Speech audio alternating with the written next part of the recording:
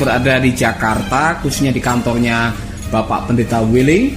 Dan saat ini saya sedang berbincang-bincang dengan Pak Willing mengenai kehidupan. Dan saya sudah lama sebetulnya bersahabat dengan Pak Willing. Mungkin kalau tidak salah sudah sejak tahun 86-87 waktu berada di Semarang dulu. Dan Pak Willing adalah seorang hamba Tuhan yang memang memulai kehidupannya dengan gumulan yang luar biasa, yaitu menjadi seorang yang buta oleh karena kecelakaan. Pak Willing bisa menceritakan lebih sedikit mengenai latar belakangnya. Silakan Pak Willing.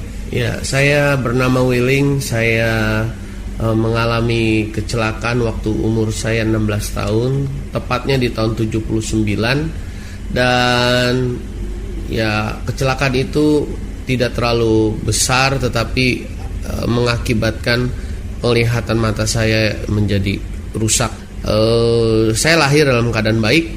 Saya merasa hidup ini indah, dan umur 11 tahun waktu ada di sekolah minggu saya dirasa dipanggil Tuhan untuk menjadi seorang hamba Tuhan.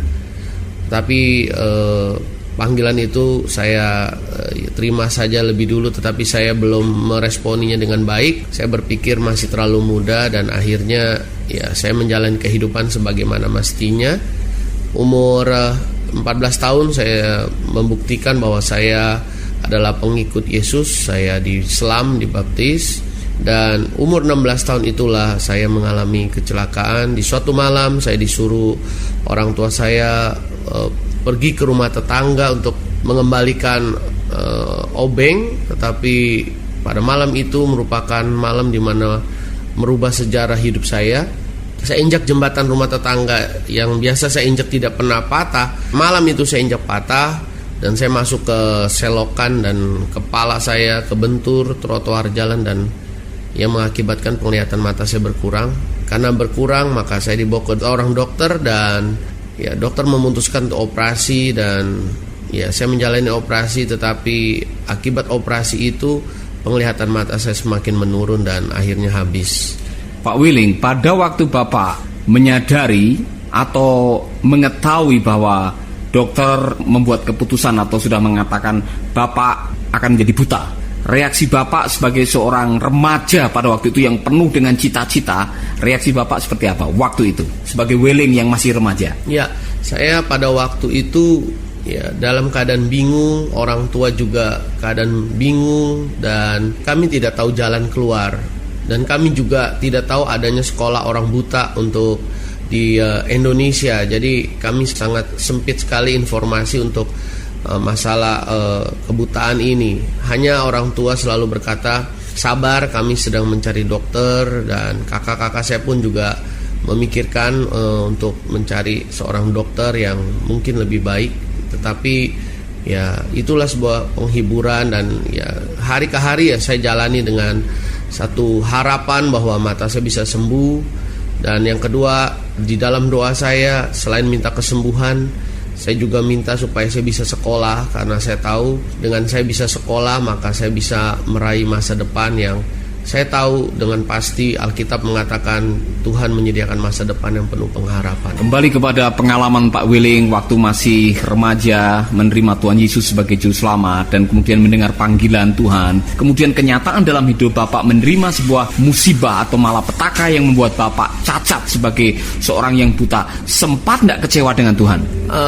Kalau kecewa saya tidak, sebab dari kecil saya sudah ada di sekolah minggu, sehingga firman Allah itu merupakan fondasi yang kuat bagi hidup saya. Dan ya bersyukur karena keluarga saya juga adalah keluarga yang kuat di dalam Tuhan. Lebih-lebih mama saya, dia selalu mengajak saya untuk berdoa tiap malam bersama-sama dengan dia. Dan ya dia seringkali membawa saya juga untuk ibadah dan sebagainya. Nah, saya merasa bahwa kekuatan-kekuatan dari firman Allah, kekuatan dari ibadah, di mana saya bisa mendengar khotbah, itu merupakan satu kekuatan yang luar biasa. Dan di samping itu, saya hanya punya satu pengharapan bahwa Tuhan saya tetap luar biasa karena Dia adalah Allah yang hidup.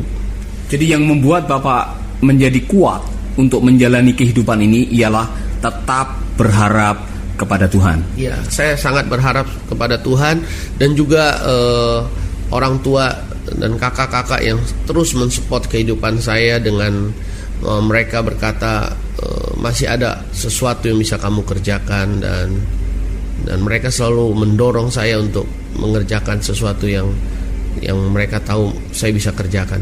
Memang secara iman mungkin Bapak terus bisa berharap kepada Tuhan, apalagi mendengar kata-kata dorongan dari orang tua yang mendukung, mendengar khotbah-khotbah yang bisa menguatkan. Tapi kenyataannya Pak Willing, kan dalam kehidupan pergaulan sehari-hari mungkin Bapak pernah mendengar teman-teman, orang buta nih, apa sih pengharapan orang buta? Sempat tidak ada ketakutan atau sakit hati pada waktu ada ocehan atau omelan atau kata-kata yang sinis yang didengar dari teman, ada enggak? Ya, kalau ketakutan itu ada, dan ketakutan itu bukan hanya pada diri saya, juga pada orang tua saya dan kakak-kakak saya.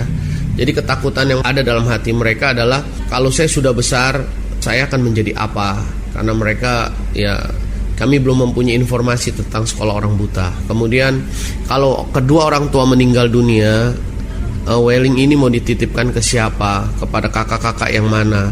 Sehingga kakak-kakak saya, jika waktu mereka bertemu dengan pacar mereka, maka pacar mereka harus dikenalkan kepada saya untuk supaya mereka tahu bahwa ada seorang adik dari mereka yang mengalami kebutaan. Itu ketakutan yang mereka alami. Dan bagi diri saya juga ketakutan adalah kalau saya sudah besar, saya mau jadi apa? Sementara saya berdoa supaya saya bisa sekolah, saya berdoa supaya Tuhan jamah mata saya. Untuk masalah dengan teman, memang itu suatu masalah yang sangat besar sekali. Jadi semenjak saya buta, teman-teman saya di SD, di SMP pada waktu itu, dan juga teman-teman di lingkungan rumah sudah tidak lagi mau bermain dengan saya. Bahkan selama saya melayani Tuhan dari tahun 88 sampai 2007 ini, baru satu orang teman saya di sekolah minggu yang berjumpa dengan saya ketika kami sama-sama sudah jadi besar. Jadi semua meninggalkan saya, dan saya pernah merasakan kesepian, kesendirian. Tetapi ya, kembali lagi bahwa karena saya bersyukur untuk anugerah Tuhan di mana saya bisa mengenal Tuhan dari muda, maka saya mendapatkan penghiburan, mendapatkan kekuatan, dan ya saya tidak merasa terlalu sendiri dalam hidup ini karena selalu Tuhan memberikan saya kekuatan-kekuatan di saat saya mengalami kesendirian. Ya baik, sahabat, kita baru saja mendengar bagaimana peristiwa kecelakaan yang membuat Pak Willing menjadi buta. Apa tantangan-tantangan yang dihadapi pada hari-hari awal kebutaan itu, kemudian ketakutan-ketakutan yang dihadapi. Saudaraku, kalau saudara bisa bertemu langsung dengan Pak Willing dan mendengarkan suara hatinya, saudara akan diberkati sekali. Bagaimana hamba Tuhan ini begitu berharap kepada Tuhan setiap hari, bahkan bisa melayani dan dipakai Tuhan dengan luar biasa. Pak Willing, saya ingin Bapak memberikan sebuah kekuatan. Mungkin ada pendengar-pendengar kita yang sedang menghadapi kenyataan yang tidak sesuai dengan apa yang diharapkan. Mungkin ada juga bahkan pendengar kita yang cacat, mungkin bukan hanya buta, tapi mungkin ada yang kakinya cacat, ada yang barangkali hal-hal yang lain yang membuat dia tidak lengkap seperti manusia normal. Ya, berharaplah kepada Tuhan, sebab Tuhanlah satu-satunya kekuatan bagi hidup kita. Dialah pegangan bagi hidup kita. Dialah Tuhan Allah yang tidak pernah berubah kasih-Nya, kuasa-Nya, dan Dia tidak pernah meninggalkan kita. Orang tua suatu hari bisa tinggalkan kita, teman-teman suatu hari bisa tinggalkan kita, tapi Tuhan tidak pernah tinggalkan kita. Jadi berharap dan bersandarlah kepada Tuhan, karena Tuhanlah adalah kekuatan kita, dan Dia yang bisa mengubah sesuatu yang bagi kita itu tidak mungkin, tapi Dia bisa melakukan itu menjadi mungkin.